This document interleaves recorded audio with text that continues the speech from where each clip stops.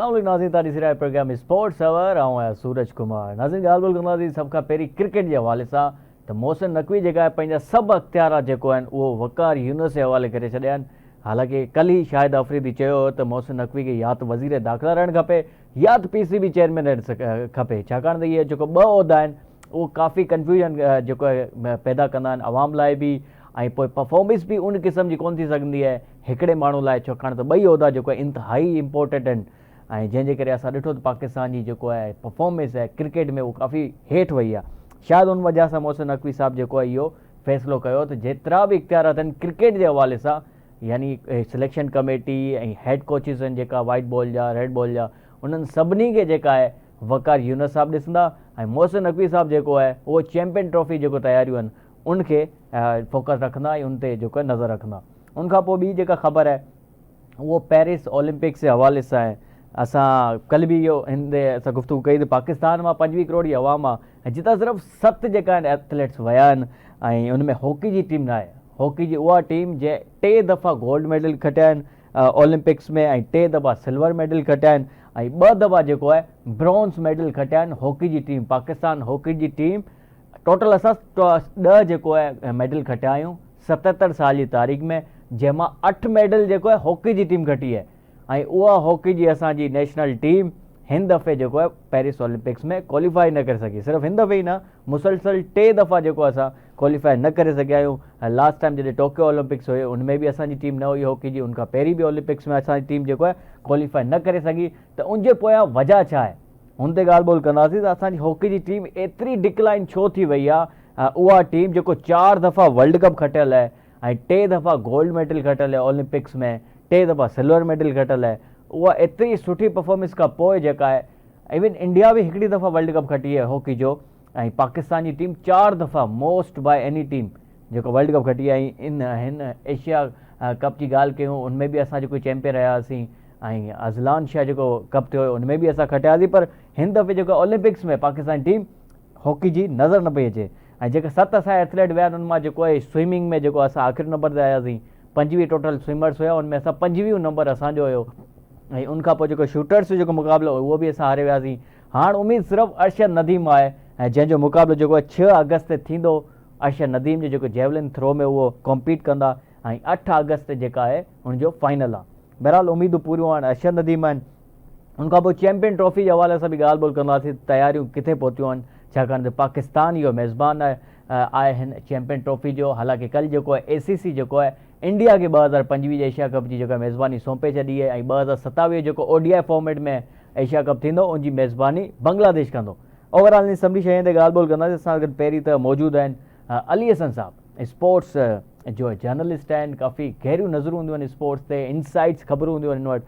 अली हसन साहब, सबसे पहले तो आपको हम वेलकम करते हैं, और उन्हीं के साथ जो हमें ज्वाइन किया है अदनान अशरफ साहब हमारे साथ मौजूद है, जो कि इंटरनेशनल हॉकी प्लेयर है, जो कि जूनियर जो वर्ल्ड कप हुआ था 1999 में, वहाँ भी उसी टीम का भी वो हिस्सा थे। तो उनसे भी बातचीत करेंगे, हॉकी के हवाले से पर्टिकुलरली हम बातचीत करेंगे। आखिर ये सवाल जो है हॉकी की टीम, उसके पीछे वजूहत क्या है, क्या सिस्टम की नाकिस कारकर्दगी है, या हमारे पास अब वो प्लेयर्स नहीं आ रहे, या उतनी ज़्यादा इन्वेस्टमेंट नहीं हो रही, या पब्लिक का इतना इंटरेस्ट नहीं है। इन सारी चीज़ों में बातचीत करेंगे अदनान साहब के साथ। सबसे पहले अली हसन साहब आपके पास आएंगे, बात करेंगे चैंपियन ट्रॉफी के हवाले से। तो ये कज़ावी स्टेडियम तो भरपूर तैयारियां वहाँ पे जारी हैं, बनाया जा रहा है, नए स्टैंड बनाए जा रहे हैं, नेशनल स्टेडियम में कुछ नज़र नहीं आ रहा कुछ, ये इसकी क्या वजह है? देखिए, एट अ टाइम पे कराची, लाहौर, रावलपिंडी या मुल्तान को जो है वहाँ के स्टेडियम को छेड़ा नहीं जा सकता। शुरुआत जो हुई चैंपियंस ट्रॉफी के हवाले से जो रेनोवेशन का स्टार्ट किया गया था वो लाहौर से किया गया। तो लाहौर में तो तोड़फोड़ चल रही है, वहाँ पे जो है आप आगे चल के जो डिजाइन आर्किटेक्ट ने दिया है वो अप्रूव भी हुए हैं, उस पर काम शुरू होगा। लेकिन अभी जो है एक लिमिटेड टाइम के लिए कज़ाफी स्टेडियम लाहौर में क्रिकेट जो है वो बंद कर दी गई है।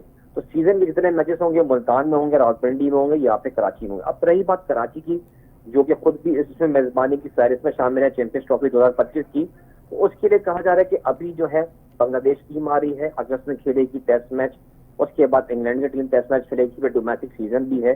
तो मरहलावार जो है इन तमाम स्टेडियम्स में जो कि लिस्ट में शामिल है होस्ट के तौर पे, वहां पे काम शुरू होगा। तो अगर आप at a time Karachi, Lahore, Multan या रावलपिंडी को हम छेड़ देते हैं, 3 वेन्यूज ऑलरेडी डिसाइडेड है चैंपियंस ट्रॉफी की होस्टिंग के लिए, तो फिर मामला जो है कहाँ पे हल किए जाएंगे, क्रिकेट कहाँ पे होगी। तो इसीलिए सिर्फ लाहौर में भी काम कर रहे हैं, फिर सेकंड फेज में कराची में होगा, और ऐसे ही बढ़ते बढ़ते रावलपिंडी तक जाएगा ये काम। तो ये extend तो आपको ये करेंगे, नहीं लग रहा कि ये बहुत ज्यादा देर नहीं हो जाएगी जब तक हम कराची में पहुंचेंगे? ऊपर तो चैंपियन ट्रॉफी होगी, हमें पता है कि पाकिस्तान का निज़ाम छोटी सी चीज़ बनाने में हमें महीनों लग जाते हैं। वो न्यूयॉर्क में जो स्टेडियम बना वैसा तो निज़ाम हमारे पास है नहीं, तो मेरे ख्याल से कराची तो वैसे ही होगा चैंपियन ट्रॉफी में जैसा अभी है। नहीं बिल्कुल सही कह रहे हैं, ज्यादा छेड़खानी कराची में नहीं की जाएगी। जहाँ पे पुराना जो स्कोरिंग टावर बनाया हुआ है वहां के लिए कहा रहा था डिजाइन, वहां के सैंपल्स भी ले लिए गए थे जो कंसल्ट कंपनी है उसको, ताकि उसके बाद वहां पे काम शुरू किया जाएगा। कह रहे थे कि वहां पे मीडिया गैलरी बनाई जाएगी, ताकि मीडिया को जो है थोड़ा सा दूर करके वीआईपी साइड से निकाल के एक अलग पार्ट दे दिया जाए। इसके अलावा फर्दर जो है छेड़खानी की वहां पे इतनी नीड नहीं है, क्योंकि काम जितना फैलाया जाएगा उतना टाइम लगेगा। और खुद आप कह रहे हैं कि ऐसा लग रहा है कि कराची में इतना लेट क्यों हो रहे हैं, तो लिमिटेड चीजें ही यहाँ पे कराई जाएगी, क्योंकि क्रिकेट भी यहाँ करानी है। तो जाहिर सी बात है कि अब टेस्ट सीरीज के दरमियान में तो तोड़ फोड़ नहीं की जा सकती, इससे मैच डिस्टर्ब हो। तो अभी सेकंड फेज में कराची का भी बारी बहुत जल्द आने वाली है। चलो ये भी अच्छी बात है कि सेकंड फेज में कराची की बारी है। अली साहब हमारे साथ रहिएगा, हमारे साथ ज्वाइन किया है अदनान अशरफ साहब हैं जो इंटरनेशनल हॉकी प्लेयर, उनसे बातचीत कर लेते हैं। अदनान साहब, सबसे पहले तो आपका बहुत शुक्रिया, आपने अपना कीमती वक्त निकाला प्रोग्राम के लिए। बात करते हैं हॉकी के हवाले से सर। तो हॉकी हमारी डेफिनेटली हमारी नेशनल गेम है, और इतनी जवाल का शिकार बनी हुई है हॉकी इस वक्त। आप मेरे ख्याल से कभी सोचा नहीं होगा आपने कि हमारी टीम जो कि 4 मरतबा वर्ल्ड कप विनर बनी है, 3 मरतबा हमने गोल्ड मेडल जीते ओलंपिक्स में, और आज कहीं भी दिखाई नहीं देते, मुसलसल तीसरी बार भी हम क्वालिफाई नहीं कर सके ओलंपिक्स में। सबसे पहले तो अस्सलाम वालेकुम तमाम जो मेरे यहाँ पे दोस्त मौजूद हैं और नाजरीन के लिए शुक्रिया आपका कि आपने मुझे मौका दिया इस चीज को बोलने का। और जितनी मेरी ऑब्जर्वेशन है, जितना मैं जानता हूँ, डेफिनेटली मैं यानी हमने जो हॉकी शुरू की 70s से, हम बहुत ही मतलब छोटे थे, उस वक्त से हमारी मोटिवेशन शुरू हुई। हमने प्लेयर्स को देखा और 80s में आके जो है बहुत फ्लोरिश हुई हॉकी। तो इसमें एक्चुअली बहुत सी वजूहात हैं, और इन वजूहात के अंदर डेफिनेटली वो सारे अवामिल शामिल हैं, और वो सारे अहदेदारान शामिल हैं जो उस वक्त पाकिस्तान की हॉकी जो है पूरे वर्ल्ड में डोमिनेट कर रही थी। तो उस वक्त से हम अगर लें, तो यानी हम अगर 80s का एरा से शुरू करें, तो उस वक्त हमारे पास डिपार्टमेंट हॉकी थी, तकरीबन 10 से 12 डिपार्टमेंट थे। और क्योंकि ये कैरियर ओरिएंटेड थी, तो मिडिल और लोअर मिडिल के जो क्लास के जो प्लेयर आते थे, ज्यादातर हॉकी उनमें ही थी, जिसमें कराची भी शामिल है, जिसमें पिंडी भी शामिल है, जिसमें लाहौर भी शामिल है, जिसमें गोजरा भी शामिल है, फैसलाबाद भी है। तो अब हॉकी एक्चुअली कैरियर ओरिएंटेड थी, और जिस वक्त ये फ्लोरिश कर रही थी, और जिस वक्त तमाम डिपार्टमेंट जो है वो अपनी टीमें बना रहे थे, और ये सिलसिला शुरू हुआ 70s में, क्योंकि 68 तक जो हमारे पास मेडल आए सिर्फ ओलंपिक के आए, फिर 71 से जो है वर्ल्ड कप के मेडल आना शुरू हुआ और टाइटल आना शुरू हुआ, और लेट 70s में जो है डिपार्टमेंट जो है उन्होंने अपनी टीमें बनाना शुरू की। ये वो टाइम था कि जब हमारे पास पूरे ग्रैंड स्लैम थे, और हमारे पास 4 वर्ल्ड कप और 3 ओलंपिक, और चैंपियंस ट्रॉफी को तो अभी हम काउंट ही नहीं कर रहे, एशिया कप को अभी हम काउंट ही नहीं कर रहे, एशियन गेम्स के टाइटल्स को हम काउंट ही नहीं कर रहे। तो उस वक्त 50-60 साल के लिए हॉकी को प्रिजर्व करना चाहिए था। उस वक्त एक विजनरी काम होना चाहिए था, जो कि नहीं हो सका। और उसमें डेफिनेटली हम सबसे पहले तो बात यही करेंगे कि हमारा कल्चर जो है वो कैरियर ओरिएंटेड है, ठीक है जी। अगर हम ये समझते हैं कि हम यहाँ पे सेंट्रल कॉन्ट्रैक्ट जो है वो एग्जिस्ट करवा देंगे, या हॉकी के अंदर लीग करवा देंगे, तो हॉकी जो है ना वो इमेचर गेम है, इसको हम किसी प्रोफेशनल गेम से जो है कम्पीट नहीं कर सकते। इवन ये कि हम वर्ल्ड की जो फुटबॉल है उससे भी कम्पीट नहीं कर सकते, क्योंकि ये एक जो है ना कैरियर ओरिएंटेड गेम है पाकिस्तान के अंदर। अब जब पाकिस्तान के अंदर यानी जब ये सेंट्रल कॉन्ट्रैक्ट इंट्रोड्यूस कराया गया, तो उसमें करप्शन हो गई। फिर इसी तरह पाकिस्तान में अभी ये बात की जा रही है कि लीग हॉकी शुरू कर रहा है। तो जब लीग हॉकी आएगी, तो उसमें सबसे बड़ा जो मसला होगा कि जैसे डिपार्टमेंट हॉकी थी, तो डिपार्टमेंट में 10-12 डिपार्टमेंट अपनी जूनियर और सीनियर लेवल की टीमें बनाते थे, तो उनके पास स्टफ होता था, और वो स्टफ क्वालिटी वाला होता था। जी। और डिपार्टमेंट के सीनियर प्लेयर जो हैं वो as a academy, as a coach, as a trainer काम कर रहे होते थे जूनियर प्लेयर के साथ। जी। तो ये जो प्रोसेस है, जो स्किल ट्रांसफर और जो नॉलेज ट्रांसफर जो प्रोसेस है, ये खत्म हो गया। लेकिन जिस तरह क्रिकेट में आजकल बात की जाती है कि मॉडर्न रेस क्रिकेट के हवाले से बात की जाती है, तो हॉकी भी जो है इस वक्त जो है मॉडर्न डेज हॉकी हो गई है। तो अब जितने भी कोर्सेज वर्ल्ड के अंदर हो रहे हैं, जो भी FIH करा रही है, वो रिसर्च करके उन्होंने वो एक मॉड्यूल बनाया हुआ है, और हमारे कोचेस जाके उसी मॉड्यूल पे जो है वो कोचिंग वर्कशॉप्स लेते हैं और फिर कोचिंग करते हैं। तो अच्छा इसका अच्छा। मतलब ये हुआ कि इसका मतलब मैं कंटिन्यू करूं? जी जी जी कंटिन्यू? जी जी जी सर। हाँ हाँ। अब तो इसका मतलब ये हुआ कि वो जो मॉड्यूल दे रहे हैं वो हम जो है सीख के इम्प्लीमेंट करें, जो कि रिसर्च सारी उनकी है।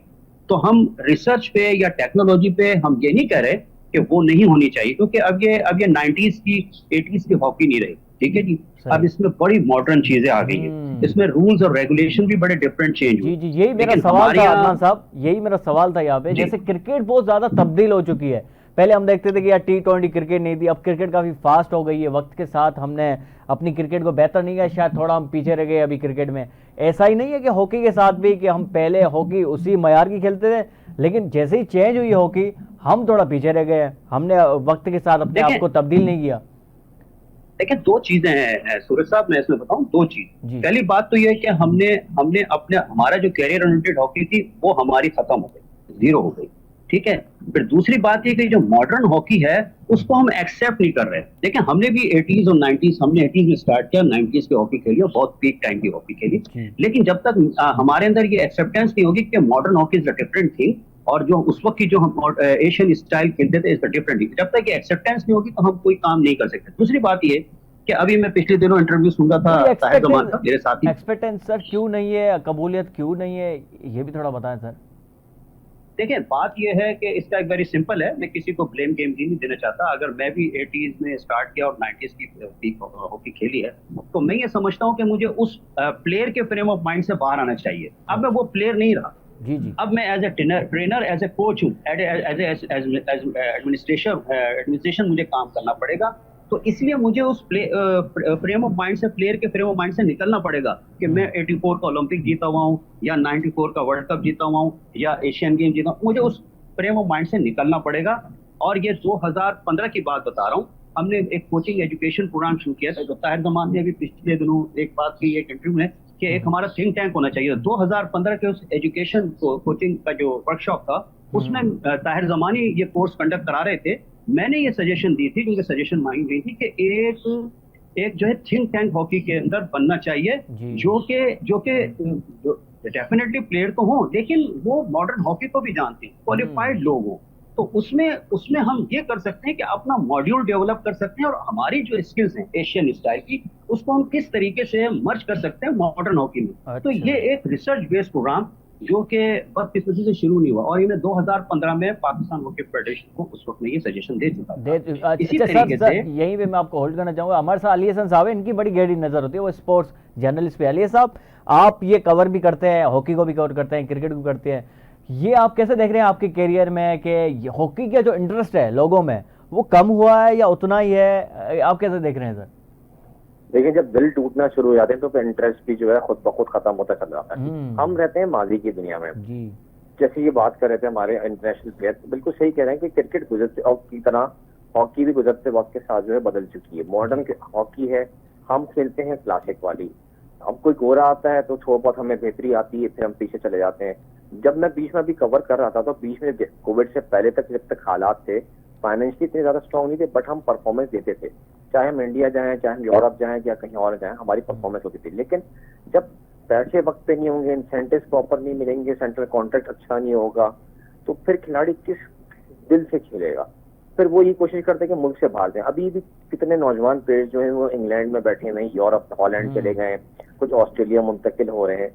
तो वो इसी वजह से हो रहे हैं कि उन्हें अपना फ्यूचर को जो है ना सिक्योर करना है। अब तो हॉकी मेरे ख्याल से प्लेयर्स ज्वाइन ही इस वजह से करते हैं कि कहीं ना कहीं पाकिस्तान को ठप्पा लग जाए, उसके बाद जो लीग खेलने चले जाए यहाँ पे। बिल्कुल वैलिड पॉइंट है, बिल्कुल वैलिड पॉइंट आपने ये रेज किया है कि ये भी तरीकेकार होता है। ये रोते रोते इतना रास अलाप लो कि हमारी जो हमदर्दियां ना वो समेटते, हमें पैसे भी मिल जाए, पाकिस्तान भी खेल जाए, और फिर हम मुल्क से बाहर भी निकल जाए, कि उसके ऊपर जो है हमें स्पोर्ट्स कोटे पे जो है वीजे मिल जाते हैं, तो मेरे रास्ते हमवार हो जाते हैं। ये भी पॉइंट होता है। लेकिन जो लॉयल है खेलों से, वो जाहिर सी बात है जब उनके दिल टूटते तो वो रास्ता ही देखते हैं कि आप हमारा तो कोई और स्किल्स तो है नहीं, नाम ज्यादा कोई पढ़े लिखे हैं, डिपार्टमेंट भी बंद हो चुके हैं, कोई अब वो भी खुले नहीं, जबकि प्राइम मिनिस्टर ऑफ पाकिस्तान कह चुके थे कि डिपार्टमेंट हम रिवाइव कर रहे हैं, पर ऐसा नहीं हो पाया, काफी बंद है। तो जाहिर सी बात है खिलाड़ी जो बहुत से बाहर ही जाएंगे ना। बिल्कुल और नया बिल्कुल खिलाड़ी आएगा वो कब तक सर्वाइव करेगा, जब पैसा नहीं मिलेगा वो भी छोड़ जाएगा। बिल्कुल। हाँ, सबको अपनी रोजी रोटी और घर को तो चलाना है। अदना साहब, आप कैसे समझ रहेंगे, अभी आप कोचिंग भी करते हैं कहीं पे, हॉकी के खिलाड़ियों को जो है ट्रेन भी कर रहे हैं, तो आप ये समझते हैं कि टैलेंट वैसा ही है जैसे पहले होता था, लेकिन अपॉर्चुनिटीज़ और प्लेटफॉर्म्स, पहले अंडर 19 होती थी, अंडर 18 होती थी, अब वो डिपार्टमेंटल हॉकी जो है नहीं होती, इस वजह से शायद जो मसले मसाइल हैं अभी हॉकी में? देखिए जी, मेरी इसमें फिलॉसफी इज डिफरेंट ना। मैंने जितना काम शुरू किया 2004-5 के बाद, जो मैंने पढ़ा, जो मैंने रिसर्च की, जो मैं पाकिस्तान में भी काम किया, पाकिस्तान से बाहर भी काम किया, तो मेरी मेरी फिलॉसफी ये है कि टैलेंट हर फील्ड में, हर जगह, हर सोसाइटी में होता है। सही। असल चीज ये है असल चीज ये है असल चीज ये है कि उसको हमने स्पॉट कैसे करना है, फिर उसको ग्रूम कैसे करना है, फिर उसको सेव कैसे करना है। This is the main objective ना, इसके अंदर सबसे अहम काम ये। तो सवाल ये पैदा होता है कि अगर कोई प्रोजेक्ट पाकिस्तान हॉकी फेडरेशन शुरू करना चाहती है, तो पाकिस्तान हॉकी फेडरेशन के पास खुद के पास अपना पैसा नहीं है, और ये बार बार टाइम टू टाइम ये प्रपोजल्स और ये सजेशन फेडरेशन को हमने पर्सनली भी दिया है और इन राइटिंग भी दिया है। तो अब मसला ये है कि इसके अंदर ग्रास रूट लेवल से हमें टैलेंट स्पॉट करना पड़ेगा। लेकिन अगर वो जो टैलेंट स्पॉट होता है और उसको हम गैदर करते हैं, तो सवाल ये पैदा, अगर उस बच्चे ने ये सवाल कर लिया कि इसमें मेरा कैरियर क्या है, तो इसका जवाब ना मेरे पास है ना फेडरेशन के पास है। इसीलिए अपना ब्रेड और बटर के लिए बच्चा जो है वो बाहर जाके लीग खेलता है, कोई वो पूरा काम नहीं करता। आप भी यहाँ जो बैठे हुए हैं इस वक्त एज ए एंकर, इसमें जॉब अपॉर्चुनिटी है तो बैठे हैं आप, और आप देखें कितने चैनल हैं और कितने एंकर हैं जो कि डिफरेंट टॉपिक्स पे काम कर रहे हैं, डिफरेंट एरियाज में काम कर रहे हैं।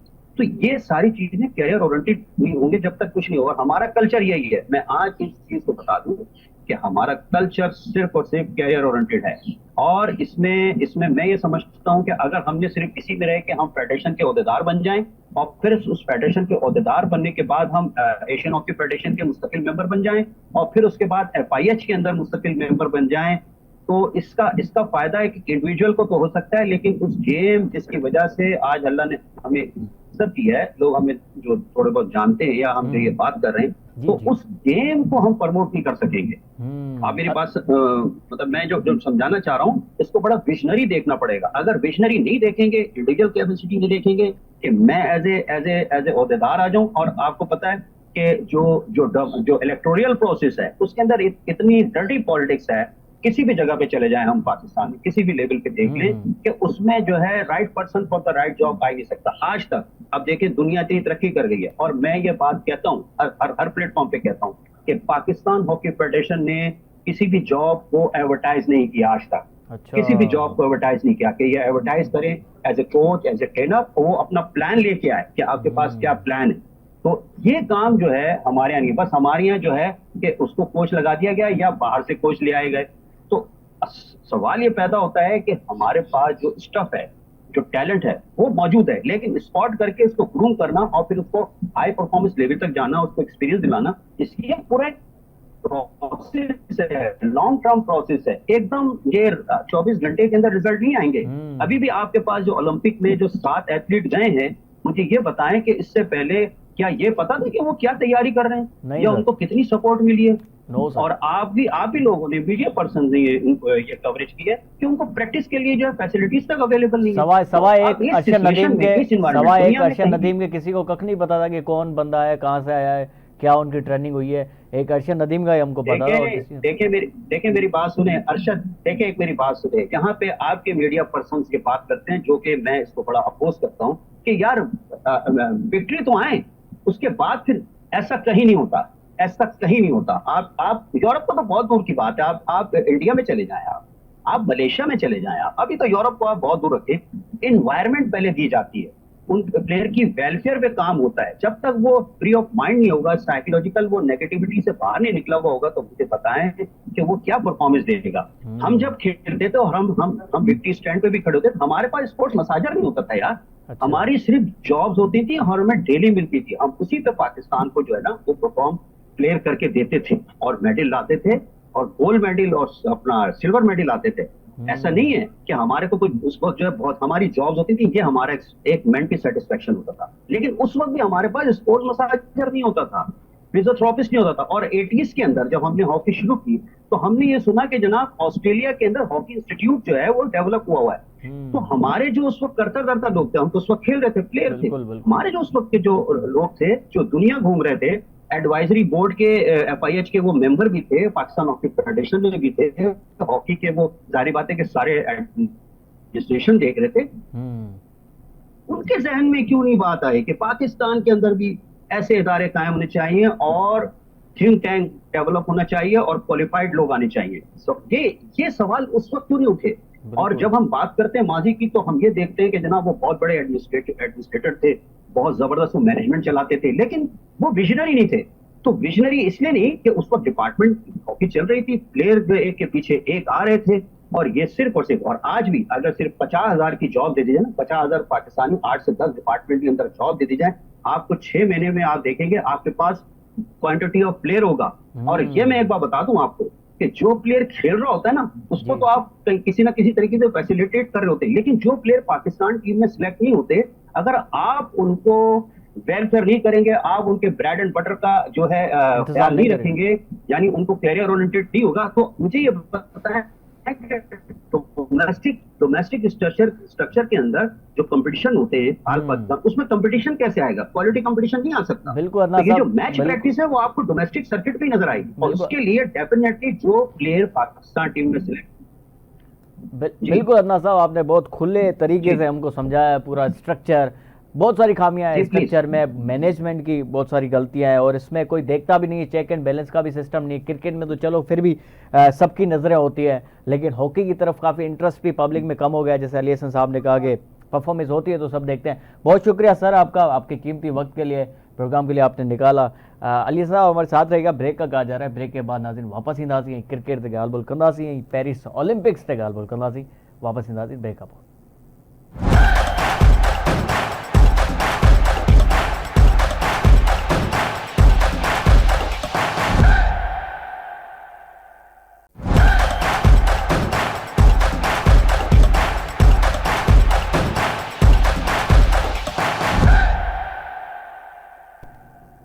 वेलकम बैक नाज़रीन हमें अभी ज्वाइन किया है शोएब रहमान साहब।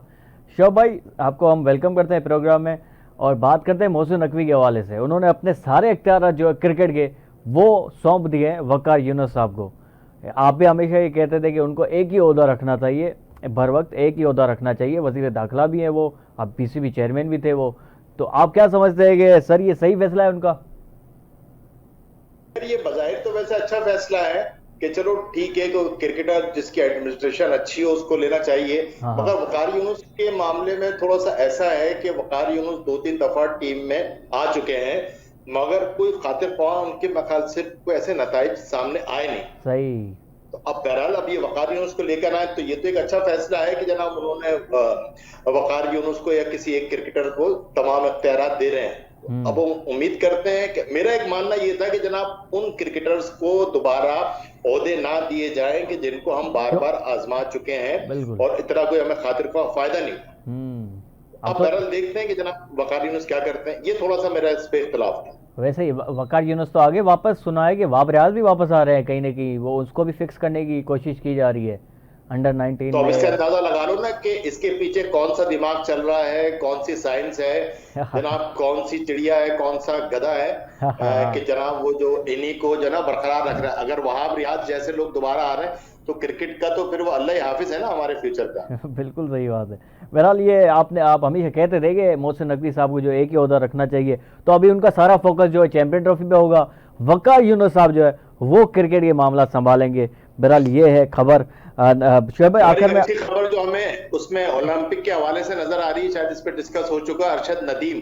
तो अरशद नदीम के लिए दुआ की जाए कि जनाब उसने 90 मीटर, पहला साउथ एशियन है कि जिसने जेवलिन थ्रो में 90 मीटर के हद को पार किया है। बिल्कुल। तो पाकिस्तान के लिए हो चलिए कि जनाब हो सकता है कि हमें कोई खुशखबरी मिल जाए और हम यहाँ से गोल्ड मेडल या कोई मेडल ले सकें। और उनका मुकाबला शायद नीरज कुमार से ही होगा। हाँ, नीरज कुमार से होगा, और 6 तारीख को और जो है मुकाबला है, और 8 तारीख को फाइनल होगा।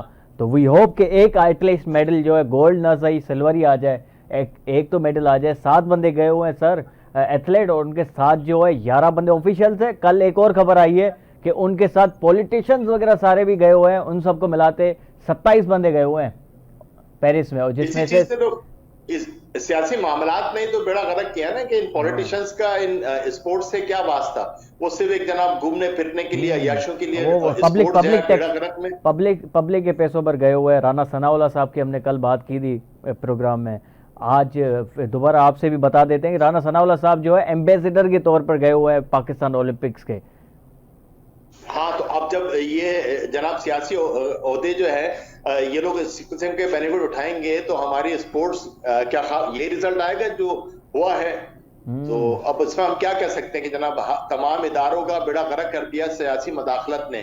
क्रिकेट के अंदर भी हम नीचे लेवल पे ऊपर लेवल पे इतने सियासी ओहदे पर भर्तियां हुई हुई हैं, तो हर स्पोर्ट्स का ये असर रहेगा। एक ले दे के क्रिकेट रह गया था, हाँ। तो फिर क्रिकेट का भी अल्लाह हाफिज हो। हाँ शोभा, ये देखें ना आप, अभी न्यूजीलैंड की आबादी है कुल 50 लाख, और वहां से एथलीट जो गए हुए हैं वो 195 एथलीट्स गए हुए हैं। ऑस्ट्रेलिया की आबादी है 3 करोड़, जो कि कराची के भी आबादी 3 करोड़ से ज्यादा हो गई। अब वहां से एथलीट गए हुए हैं 461 एथलीट्स। पाकिस्तान की कुल आबादी है 25 करोड़, और यहां से गए हुए हैं सिर्फ 7, उनके साथ 20 बंदे एक्स्ट्रा गए हुए हैं, और 18 जो है ना ऑफिशियल और ये सब मिला के सियासी लोग गए हुए हैं। तो इन्होंने जितनी भी स्पोर्ट्स फेडरेशन बना रखी है, इन लोगों ने मतलब इनका दिल नहीं भरता याशी करते हुए अपने ओहदों से अपने महकमे में, और इनका ये है कि स्पोर्ट्स का और दूसरे में जहां इनको मौका मिले उसका भी सियासत की तरह बेड़ा गर्क कर दे। जो मुल्क का असर किया है वो इन ओहदों का होना है। अशोक भाई, तो हम दुआ कर सकते हैं और क्या कर सकते हैं। अशोक भाई, हमने आज पहले सेगमेंट में ये भी डिस्कस किया था आज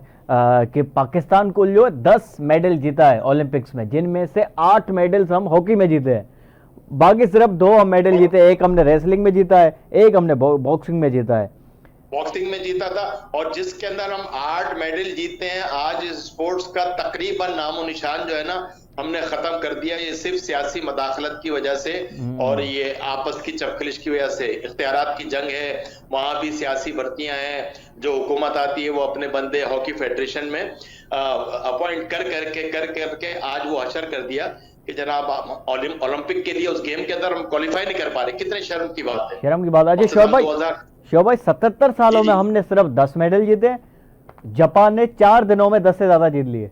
शर्म का बात है भाई। ये जापान हो गया, चीन हो गया, अमेरिका हो गया, रशिया हो गया, इनकी तो क्या बात है। हम तो मकसद ये लोग तो स्पोर्ट्स एक्टिविटी पे बड़ी तवज्जो देते हैं कि जब भी तो इन ममालिक के अंदर वो सुकून से रहते हैं ना।